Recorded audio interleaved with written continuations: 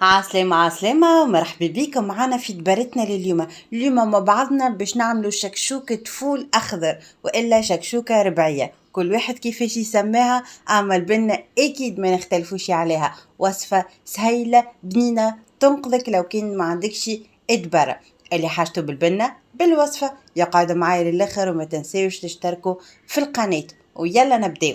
لهنا اول حاجه نعملوها ناخذوا الخضره متاعنا نقشروها بالكدا ونغسلوها بالكدا.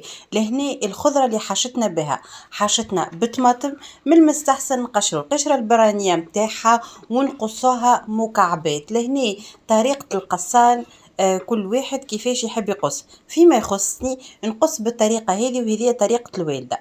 نحتاجوا البصل زادا كيف نقصوه على 2 وبعد على 4 ونقصوه هكا صغيرات.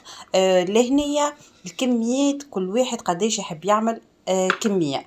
وتوا جاي وقت البطاطا متاعنا زادا كيف ناخذو كمية قد ما نحبو ونقصوها بالطريقة اللي احنا نحبو عليها. فيما يخصني راني قصيتهم الكلهم بنفس الطريقة هكا مكعبات، لهم كبار برشا لهم صغار برشا متوسطين الحجم. لهنا اخذيت قرين فلفل هكا كبيرة شوية، راهو الفلفل اللي خذيته ماهوش حار. انتوما تحبوا تاخذوا فلفل حار تحبوا تاخذوا كيف ما خذيتوا ماهوش حار. لهنا كيما قلت لكم يرجع لكم ليكم انتوما الاختيار.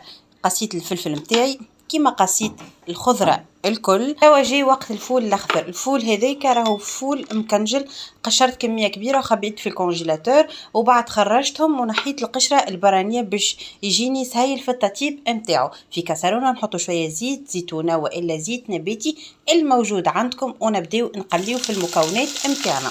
نبداو بالبصل نتاعنا نخليوه يعمل تقليه صغيره، بعد نخلطوا عليه الطماطم زادا كيف نخليها حتى هي تعمل تقليه صغيره. نحطوا معاهم الفول الاخضر زادا كيف يتقلى شويه قبل كل شيء، وبعد نحطوا مغيرفه من طماطم المعجونه. لهنا تنجموا تزيدوا الهريسه عربي ولا الهروس اللي تحبوا نتوما. افاحات نحتاجوا فلفل احمر ولا بابريكا، ملح فلفل اكحل.